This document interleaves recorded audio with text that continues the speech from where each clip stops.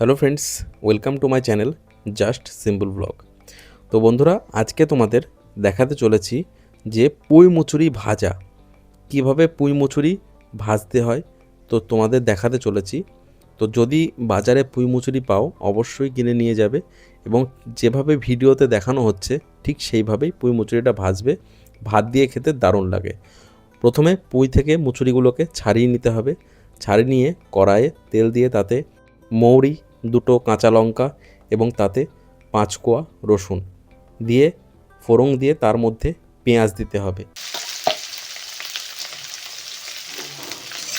এবং এর সঙ্গে আরেকটা জিনিস দিতে হবে, সেটা হলো কুচি কুচি করে আলু কেটে রাখতে হবে এবং সেই আলুগুলো ওর মধ্যে দিয়ে দিতে হবে।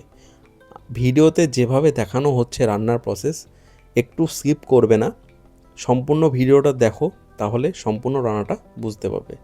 আলুগুলো দেওয়ার পরে সামান্য লবণ দিয়ে দিতে হবে এবং অল্প পরিমাণ হলুদ দিয়ে দিতে হবে। দিয়ে ভালো করে পেঁয়াজ এবং আলুটাকে ভাজতে হবে। ভাজতে ভাজতেই দিয়ে দিতে হবে ছাড়িয়ে রাখা পুঁইয়ের মুচুরিগুলো, যেগুলো কালার তোমাদের প্রথমেই আমি দেখিয়ে দিয়েছি যে দারুণ একটা কালার হয়। এই যে মুচুরিগুলো দেওয়া হলো, তো এই মুচুরির এবার আলু, পেঁয়াজ এবং এই মুচুরি সবগুলোকে ভালো রকমভাবে ভাজতে হবে। আর কোনো মশলাপাতি কিন্তু দেওয়ার নেই। যদি দিতে পারেন মাঝপথে একটু লবণ দিতে পারেন, কারণ এই মুচুরি ভাজা একটু লবণটা বেশি না হলে কিন্তু খেতে পারবেন না।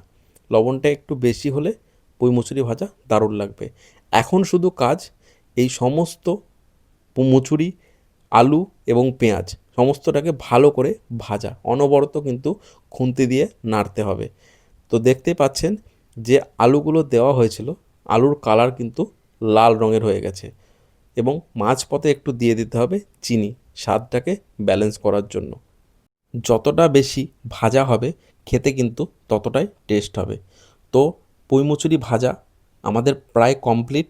দেখতেই পাচ্ছ যে আলুগুলোর কালার কিন্তু মুচুরির কালারে হয়ে গেছে।